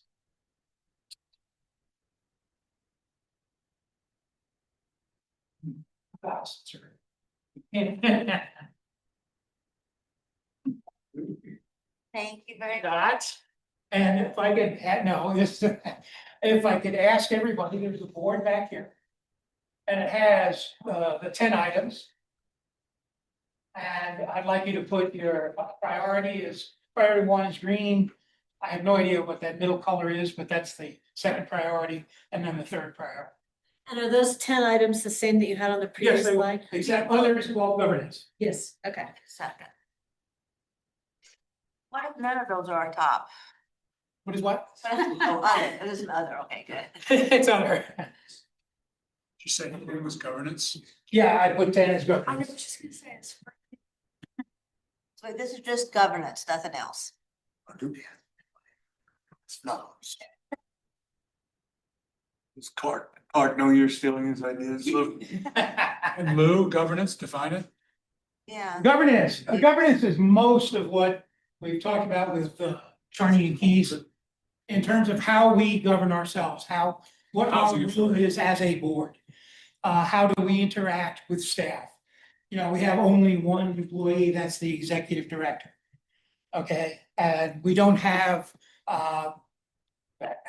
in the perfect governance world of a nonprofit, would be interaction with staff is extremely limited between the board and staff members. Is that a fair statement? So Lou, how does the mill levy strategy, how does 7 and 9, those don't seem like governance? Those seem more like strategy. They're some of them are strategies. So this is not just governance. No, it is not. No, it is not. Oh, so this is not just governance. No, governance is number 10. It's called other. Some of those items are governance. Should we maybe talk about those 10 points and just to? Well, I guess there is Clarify. actually, there is another slide, if you go to the next one. And what that will say is, do we have the right areas of focus? I mean, I think we can do the dot exercise and then see how it plays out. Okay. And then have a conversation. So this is not governance structure. This is not governance focus. No, there's just It's areas of concern Gotcha. identified in a survey. That's what they are. They overlap a lot. They do. Overlap a hell of a lot. Back on everything. Can you put the 10 back up there again? Yeah, please? there's no such thing as a strategic planning meeting without a dot exercise. And one of my secret goals is to do dots. Yes, sir. I'll wash my. That orange is the middle one. Orange is the middle. I think that's orange. I don't know. No, it's like, that's when you have that. Gotta love a dot exercise.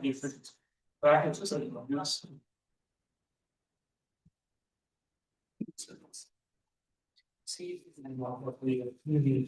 I guess.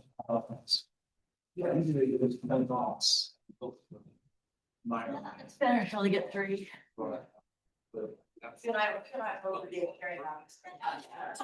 Everybody's thinking. Sorry, you can almost be sure we're-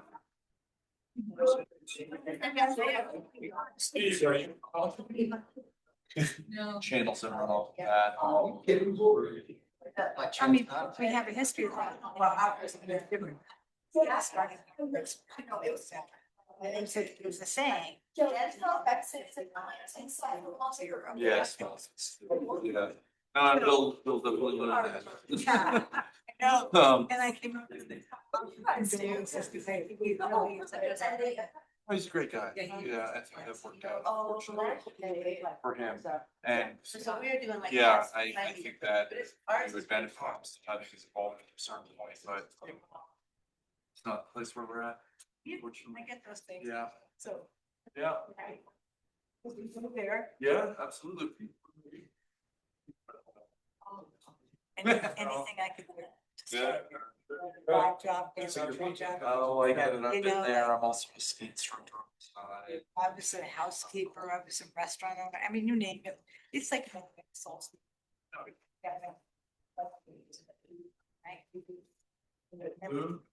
Thank you for the voice. Thank you.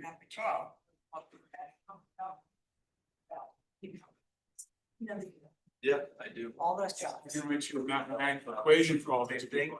Yeah. You go through that survey. It's actually very analytic. You know.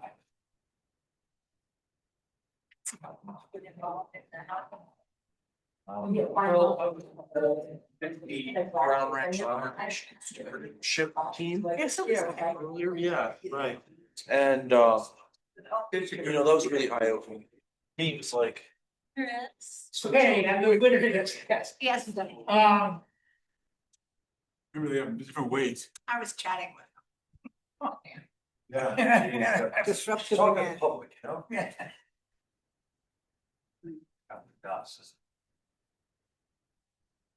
Okay, but I'll do it just briefly.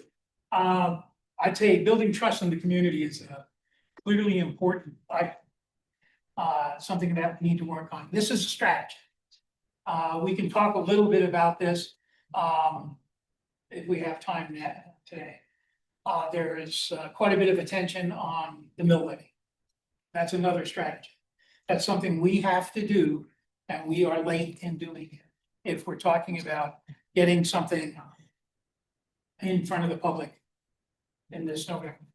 This November's is probably too late. Next, No, we're not talking about that. not this. I was pushing. Okay. From there, it looks like understanding roles and responsibilities. And then more greens down in governance. As it relates to governance, Kathy has developed an executive summary of a proposal we received from Charney Keys. This is where they will help us talk about the means and the ends that they talked about during their retreat. They'll talk about helping us organize our board. They're talking to us about a whole bunch of stuff that was covered during the retreat. And I asked Steve to review the proposal. He volunteered to review the proposal. And I think all of us agree that there's value in this. And was this for the same people? This is Charney Charney Keys. Keys? Yeah, Bill Charney and Tom Keys. I think I pronounced it correct. Yeah. All right, so after the March 12th all-day workshop, we asked Carney Keys to develop a proposal for next steps. And we got a 4-page single-spaced proposal. So I've decided that I would try to do a recap. We can certainly send the proposal around. the cost for a 3-day workshop, and that's what they're proposing, is 34,500. And since we've already done a lot, or they have done a lot of the background work, they have offered us a reduced fee of 31,000. The deliverables are listed down below. And this would commit our board to a 2-day workshop dealing with board governance, and it's outlined down below. And a third day that's scheduled about 6 to 8 weeks after the first 2-day session. So it's 3 days and preparation time. To me, there's two questions at the bottom. There's a lot of questions, but one is board time commitment. Does this board have the willingness to commit to 3 days of additional meeting times over the next 6 months? And 2, should we take on this task while we are in the process of hiring a new ED, or should we wait for that ED? So I mean, I think it's not just money, it's cost. I mean, it's time commitment and it's timing. So I would like to get some input as far as, now we have not solicited anybody else for this proposal. We asked Charney Keys to come up with phase 2 and what that would look like. Yeah, my opinion would be that in terms of timing, I think we should examine this sooner, as in before we hire an ED. I think that organizational change like this needs to come from the top, and as we bring on the ED, I think that the decisions that we make in terms of how we want to restructure and reorganize will help inform us the roles and the responsibilities of the ED, and will help, once we do bring the new executive director on, I think that will be a fresh new environment for them to be set up for success in. Some other thoughts? Yes, John. I guess I'd like to see more detail of what our goals are. Governance is a pretty big word. I'd like to see that in a little more detail. I mean, we're talking about the committees, the teams, the ex-con, about having a larger number of people in the ex-con and making a public ex-con meeting. Are we talking about all this stuff? I think some of that, and part of what I wanted to do was prioritize, so maybe we could refine the scope for Charney Keys. I believe, and I'm open to discussion on it, that we can decide how many teams we want to have and what those teams should be. I don't think we need them to guide us on that. Maybe people agree or disagree. Steve? What I wanted to say was, thank you for saying, I asked for a copy of this proposal just to look at, but the outcomes that they're talking about delivering, which is really what you're talking about, the objectives are the outcomes, hopefully they turn into. But let me just say this, it says results criteria will be in place, broadly defining the aims that constitute organizational success for YVHA, desired impacts in the community it serves. Board members will have clear definition of their collective and individual roles and responsibilities.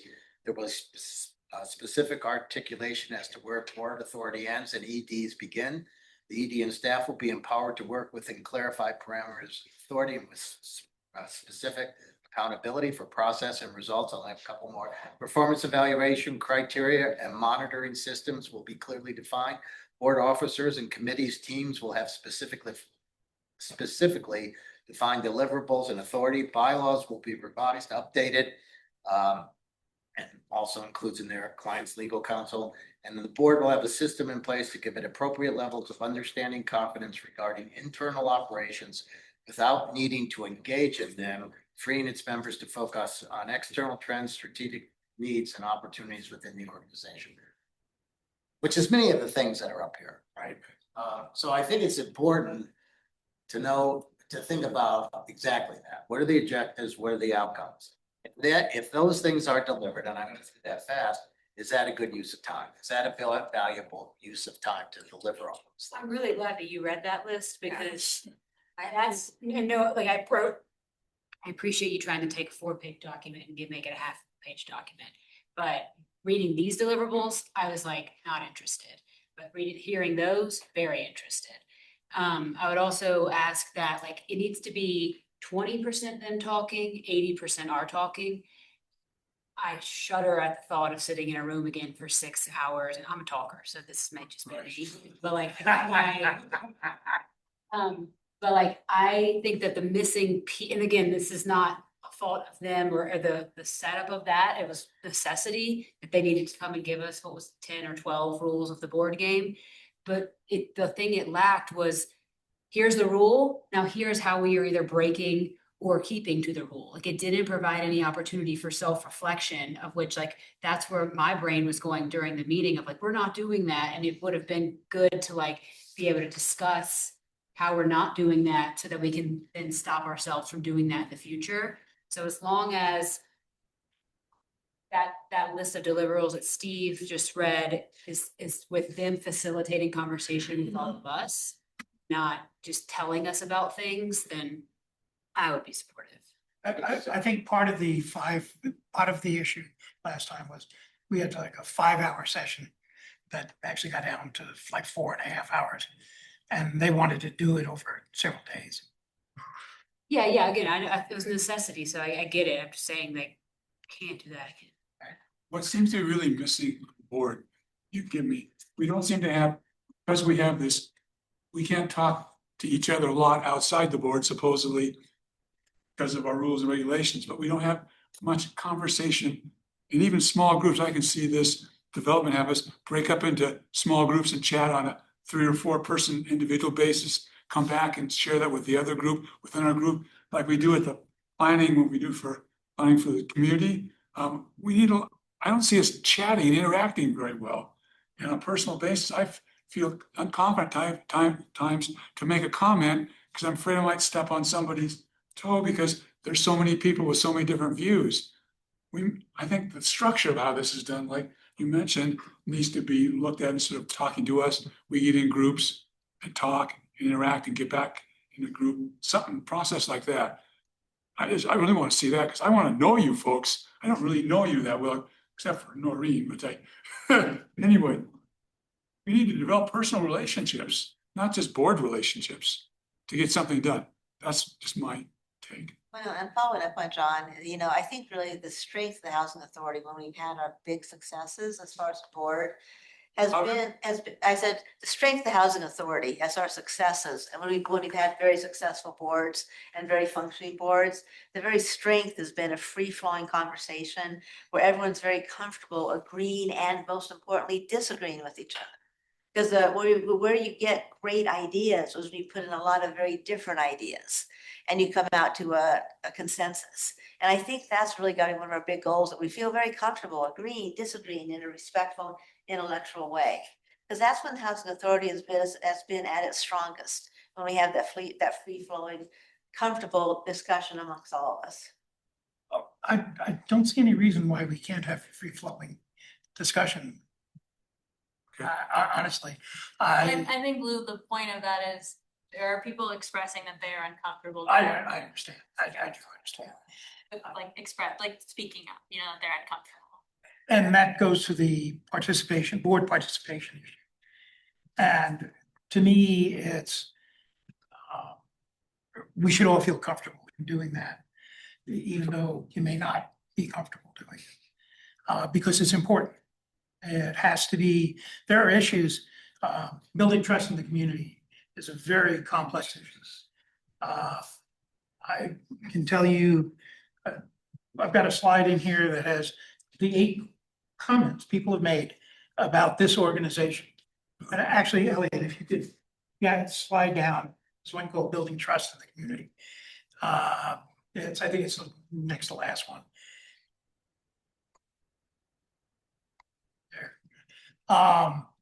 Concerns about executive leadership at the YVHA. The YVHA controlling the Brown Ranch program. I think those issues are lesser issues now because of actions and activities that have taken place.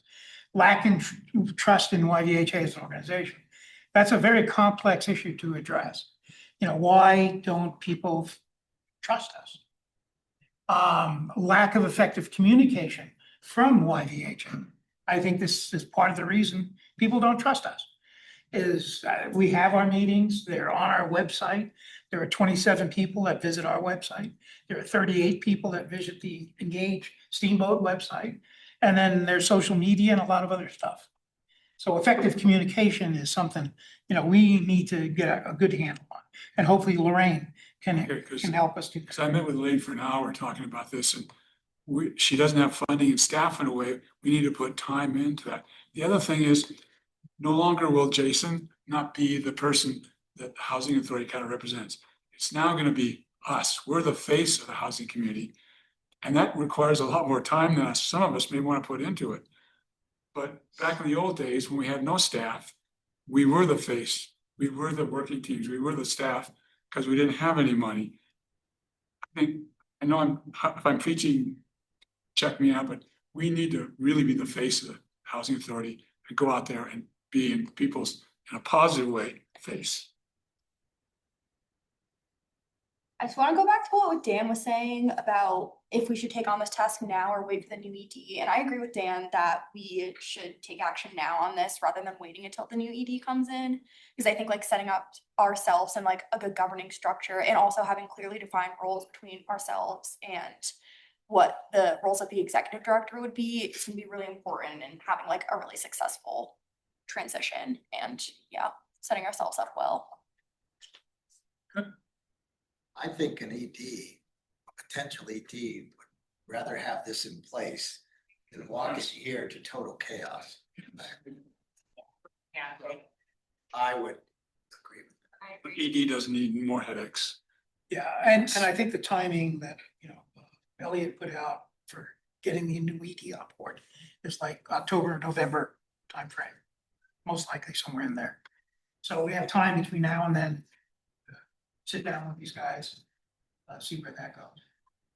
One of the things these guys have to do, in addition to this proposal, is they have to provide us with several post-session reports.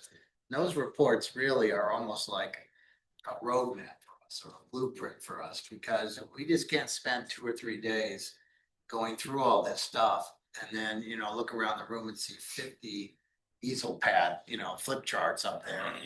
That they're all, okay, what are we gonna do now? They have to pull it all together. They have to give us the roadmap that we. How about a scenario program where here's some of our options, here's what's going to happen as a result of that, so we know what conclusions we're coming to. It worked well. We did the growth for Steamboat about 1, 2, or 3%, and here's the consequences of your actions. So we see things in simplicity rather than make it too complex. Scenarios. I just don't want them leaving us with 50 flip chart pages. Lots of dots. Yeah. Scott, you got something? I just had a question. Does the proposal, because a lot of this is really good points, right? Like, what's the process? Does the proposal say what their process is? Yeah. Yes. That's it. Could we see that? Well, we should all get a copy of it. If we will, we'll get it out to you. I think I was trying to get something in front of you today as part of the discussion on where do we go next? And it sounds like there's interest to get them to maybe further define and share some of the comments and get some feedback. But it sounds like there's a willingness. The timing is now rather than later. And the cost is what the cost is. So I guess I did have a question on that, Steve, and as I said, yeah, I think it'd be very helpful to see the entire proposal.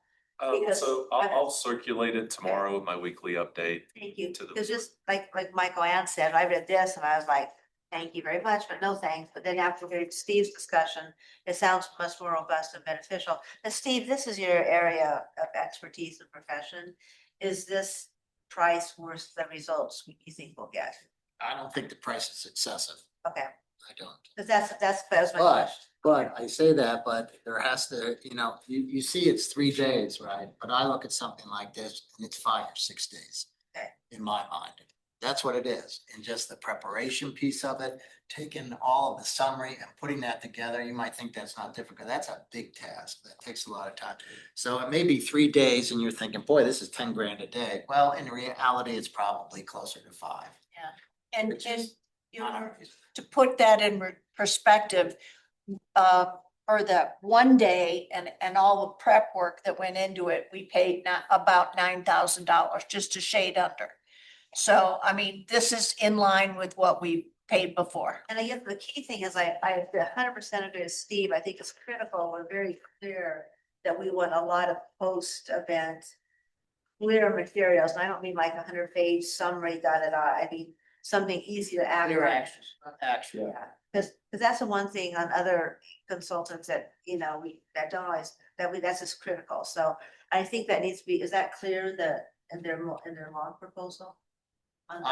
No, I didn't see that really in there of what they're gonna provide us in the end. And I may have missed it, but I didn't really No, see it there. it's not there. Okay, so that's critical, I think, before we agree to anything. I have one just comment that, I agree with everything doing this early. I think this is great. Something that wasn't up here and here that I think I've heard over the last couple months is, in conversations with staff and conversations with some board members, and that staff has lost trust in the board. And that's been very clear in conversations with staff to me, with staff to other board members. The terms that staff have used to me and have not lost trust in Elliot. They are very grateful to have him right now leading. So I want to make that very clear, but in the spirit of transparency and like having these open conversations, staff feels like this board is rudderless. They are not happy with board leadership. And I don't know if you've had those conversations with them, Kathy, but they don't have trust in the board leadership right now. They would like to see a change sooner than later. They would like to see us act on this sooner than later because it is hard to operate as a functional staff with these governance issues taking place. And I think we keep skirting or brushing that under the rug. And I think that has to be forefront. And I don't have a solution today. I'm not proposing a solution, but I think we need to be very aware that staff feels like they can't trust this board and they can't trust current leadership. And I apologize if I am speaking out of turn. I'm not throwing any staff under the bus, but I know that that's been communicated to me and to other staff members as well. I see some of us nodding our heads. So I know that they're coming to us. I know that they're coming to some of us because they feel like they can trust us and they want to see a change because they love what they do and they're good at what they do. And I know, and so I think we have to address that elephant in the room is, do we need a change sooner than later? How do we address this? Is this the change? Does something else need to happen? But I do think that's worthwhile. Well, based on Lou's survey, I think the board feels the same way about itself. Right?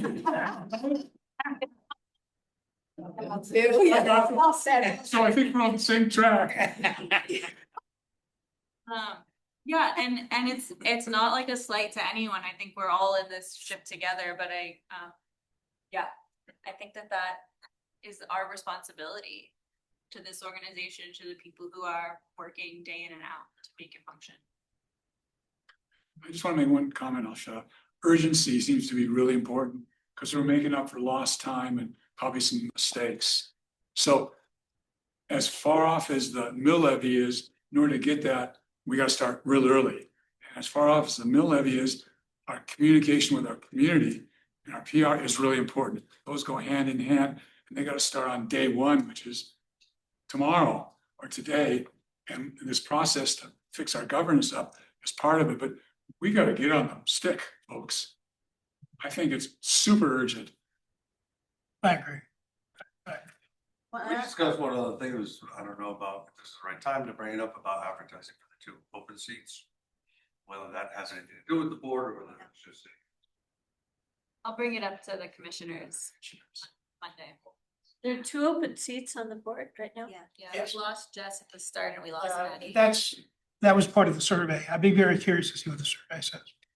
Well, I just follow up with John and Helga said, I do think you're right. I mean, we need to be reflective as a board and know that we haven't exactly batted 1,000 this year. I mean, so and I think that because of that, regarding your question, for board leadership, I believe we can have a new election at any time. I don't think that would be a problem. I do think we need to discuss though, whether moving forward on new governance with the staff's concerns. If it is, I'm not saying it is, if it's something we want to look at different people being our leaders right now. I think that's a valid question. And we need to discuss it as a board, not if at the retreat is the right time or when. And then following John's comments and more actions, we haven't really done a robust update of our strategic plan, the 4 little slides based on our working teams for a couple of years.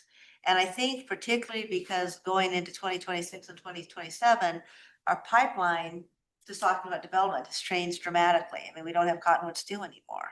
So that's the big shift in what the development, little strategic plan is. For property management, we need that robust discussion at Hillside. Is this the right time? Do we really want to do it now? The answer is probably yes, but we have to discuss that. But, Cole's talking about, overall cost structure of the organization. We haven't had that discussion of what our priorities are. Does this group still want to have a robust, advocacy and legislative policy team? Maybe not, if we can't afford it. I don't know. I think we should, but we need that discussion sometime. And I don't know if that's going to be as part of this board governance thing. No, Yes or I no? don't think it is personally. But that needs to be sooner than later. I think there's, well, 2 things. One, strategic plan was updated in the end of last year. Well, it wasn't really, 2025. it was, Every team updated their strategic. it was a plan. pretty minimal discussion. It wasn't a discussion. That's the part that is interesting. I'm not sure that we have exposed everybody here on the board to the strategic plans themselves. I don't know that they're on the website anymore, are they? I don't. I'm not sure. And so every team developed a strategic plan. No, we asked them, I'm sorry, Lou. Go ahead. We asked the teams, some teams updated, and we asked to stop until we had the 1 day workshop. And so I don't know that everybody finished that task. So maybe one of the things is to go back and just check and make sure that it was updated based on, Okay. just doing it. I know. Yes, some teams have updated Yes, their work yes. plans for this year, and others, I know property management was in the process of that, hasn't. So yeah, it's an in process. But we haven't had a board discussion. I mean, the teams should be advisory for the board. What I would The board could say, hey, maybe we don't want to do that anymore. I'm just saying I think we have to have a topic of discussing the strategic plans that we have. Are they still viable? And how do they work in a new organization would be a different discussion. They're on the website in the packet, Are they on the website? not in packet, so in board. Oh, so you'd have to go to the individual. If we could consolidate them, and then I'll take a look at them. And then we'll distribute. Okay.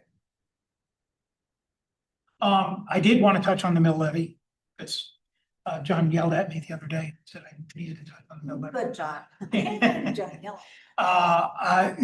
My question is really simple for right now is, are we going to go after a revised mill levy?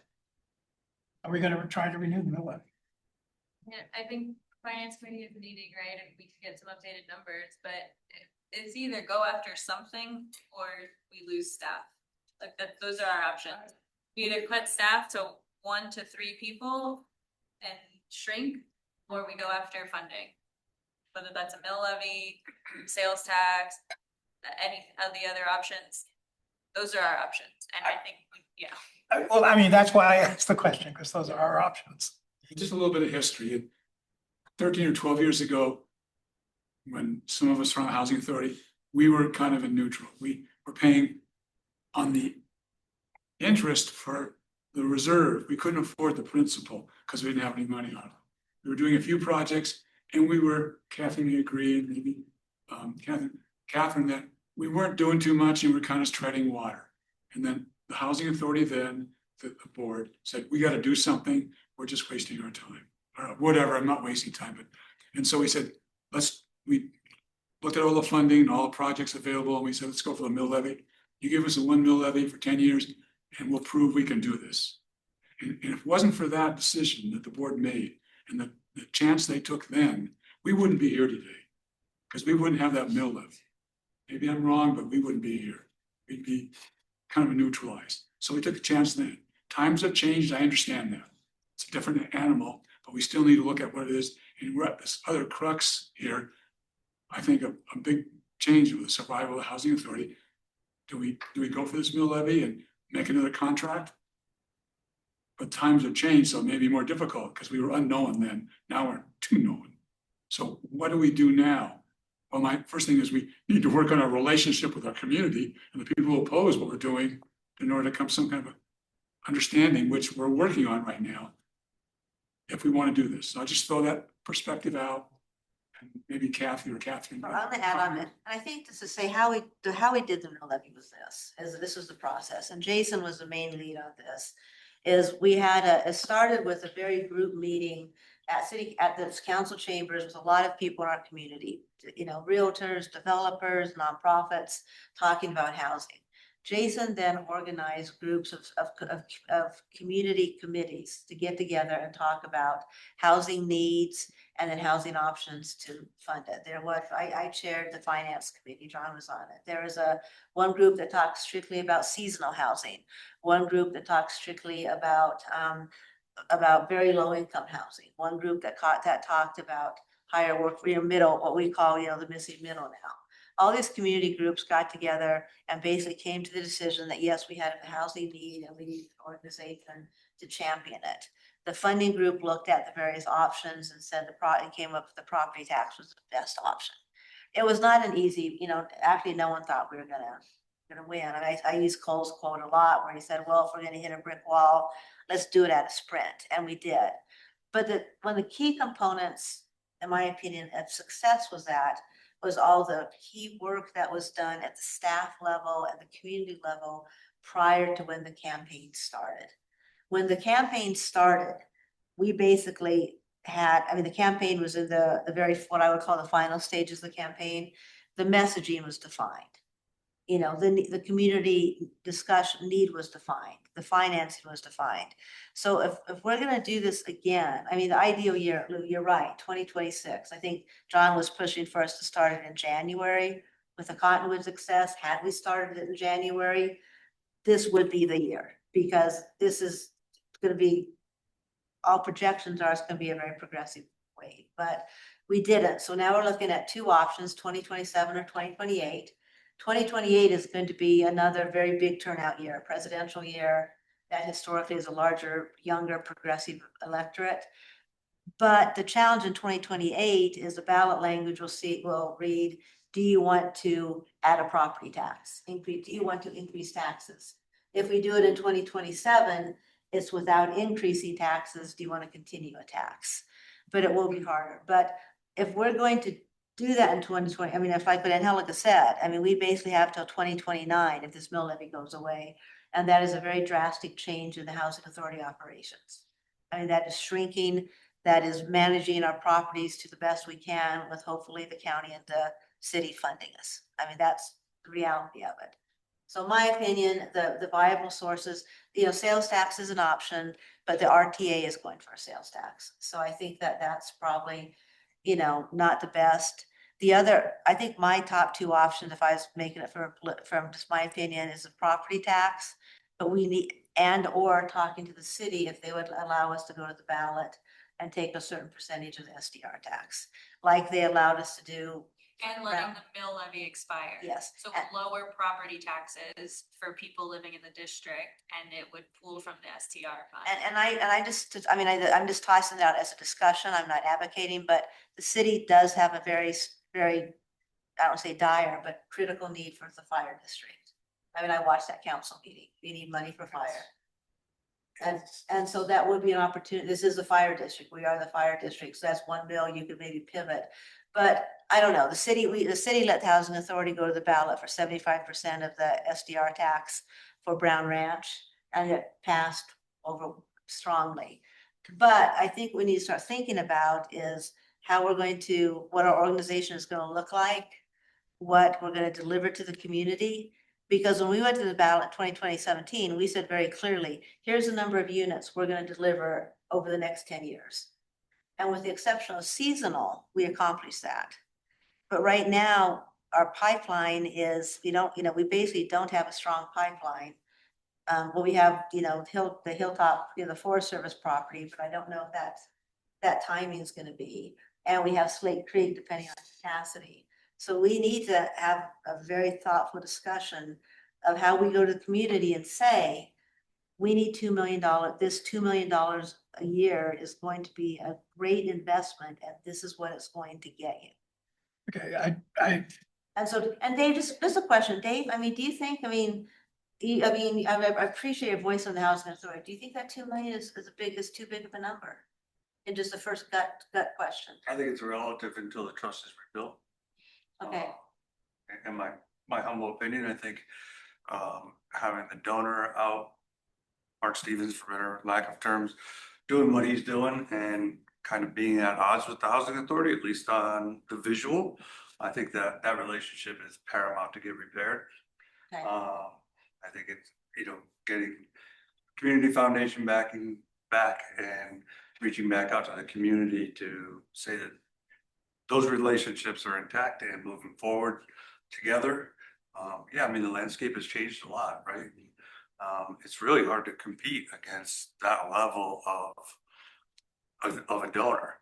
And, for you guys, for the city, it's gonna have a lot of challenges. So repairing and working together and being back in good graces and having that relationship back would help a lot. And I think that would provide a lot of clarity and trust for the community as well. And I think the ideal is that there is a complement with the donor, is how it needs to be, because the rentals that are being built should complement what the housing authority is building. Because to me, that means, okay, that's great. Then if all these rentals are being built, perhaps it's Slate Creek neighborhood, we can focus on more for sale. It definitely skews your pipeline too, of the housing authority pipeline. But I think there's such a big need, but that's an important, and I think Elliot's done a very good job about, working with our donors and optimizing and increasing our relationships. So If you look at the current state, yeah, the trust is not there among a group of people. Maybe it's 50-50, whatever it happens to be. maybe it's 30-70. I don't know. But the other side of the coin is if you say, well, what is the housing authority doing? There's from many people in the community, there's no movement on Brown Ranch, Slate Creek at this point in time. So that's a 5-6 year lost cause. Cottonwoods' history, it's gone over to a different organization. Hilltop, we're counting on something happening there, but that thing's one step forward, one step backwards. So you look at that and you say, well, to your point, the pipeline all of a sudden looks very bare. And so, yes, trust needs to be rebuilt, but I think the community needs to also understand, what is the housing authority gonna build? What are we? What are the What's plans? this investment? We're asking the What are community we to gonna invest, give for right? this? Because there's going to the well on Brown Ranch, Slate Creek and say, well, we're gonna do this, that, other. If we can get to the point where we're actually moving forward on that, I think that's almost required for the community to look at the housing authority and say, yeah, they're moving forward. They're finally doing something. That's my concern, is that it's almost like, what are we working on? What are the new development? What are the next 401 units? Where are they? And that's the thing. I would reiterate that too with Brown Ranch. I'm sorry. No, go ahead. I'm sorry. It's like your neighborhood, that would be a huge win, right? But so it bears to the steering committee and all of us on it that we don't get so deep in the minutiae of design and everything, that we move that project forward. And if it's not perfect, it's a proof of concept, right? If it's only 200 houses, it's a proof of concept to the community that annexation can work. It's 200. I mean, so 200 is half what the housing authority has done in the last 7 years, when you think about it that way. Well, and I think it's interesting because obviously the pipeline, the idea was like a ballpark 100 a year. And I actually pulled it out when we were last year, back to the campaign stuff. But it was like, this is what we're going to deliver. You invest a mill levy, you will get this. And so we need to be able to say that. I also think just in general, as this conversation evolves, and I know we're out of time, is I think whatever the housing authority decides to move forward with in terms of funding, a renewal of the mill levy or whatever it is, that it has broad support from the elected officials, that the commissioners are like, yes, we want this to pass, and that the city council members are like, yes, we want this to pass. Like, I think that's gonna be an important key, let's say we go for the renewal of the mill levy and they go for the fire district next year. Like, those are two property taxes that are going to be battling it out together. And now you're gonna have two opposing campaigns saying, choose housing over fire or fire over housing. And it's not gonna look good if you have elected officials on either side of the aisle, right? And so I just think it should be a comprehensive plan, similar to what we talked about with our ballot initiative conversation last night, is how can we prioritize these things? How can we work together so that whatever is referred is successful? And just a question to Steve and Dan, and Dave, just a thought. I mean, would it be beneficial to the city? And I'm not advocating, it's just a question. Would it be beneficial for the housing authority to ask for a percentage of SDR and to give that 1 mil, to have that 1 mil not be there so you can use it for fire? I mean, would that be good for the city? Well, we need to do some work on the fire piece, because we're talking about, there's all sorts of different scenarios around, what the consolidation, what's the mill levy that we need for that, and then what comes back. Personally, I think it'd be very challenging to go to the electorate and say, okay, steamboat donut hole people, we're gonna jack up yours a lot and decrease the outlay. Well, I I think mean, that'll- part of all this gets into, if you look at what ballot initiatives tend to pass, fire EMS is at the top of the list. People vote for that much more than they'll vote for. for the past three Yeah, or no, five. no, I don't disagree, but I'm just talking about But- if it's a big number. But what we need to look at, it is a big number and it will be, but what we need to look at too is we need a new fire station out east or south of town. And so we're gonna do a lot of polling too. This isn't just, we're just gonna pull this out. We need to do a lot of polling around what does the community willing to accept, whatnot, so. The other thing that's happened with Hard to SDR say. taxes too is that we have a big rush of people coming post-development for assistance. Which is, And that's kind of contrary to what the SDR tax language says, creating more affordable product. I certainly would have a lot of scrutiny on every single developer that's coming after the fact, looking for money. I mean, it includes the hospital said they're coming to apply for rent assistance for their units. We know Cruise is in ad hoc right now. I mean, those just, to me, is really bad precedent if it's a bailout. I don't know if it's a bailout, if we'll have to see and look at it, but certainly it doesn't feel like it's helping the affordable stock. All right, I want to acknowledge we're at 2:10, and I know this is really an important conversation. So we will go ahead and continue this at our future meeting, and we'll look at the agenda and we'll come back. Although many of these items will be covered if we have the additional One work. question, where do we stand on this retreat piece? 'Cause Yeah, I was just gonna say, it sounds like we will move forward and bring something final back to the board. Okay? Slate steering committee, get a move on it. Seriously, we need some suggestions so we can say, here's what we're gonna do. Should watch last night's Right? council. 200 houses we're gonna build. That's what this. Do I have a motion to adjourn? Motion to adjourn. Yeah, I have a motion June by 2nd. Luke, second by Kat. June 2nd. John.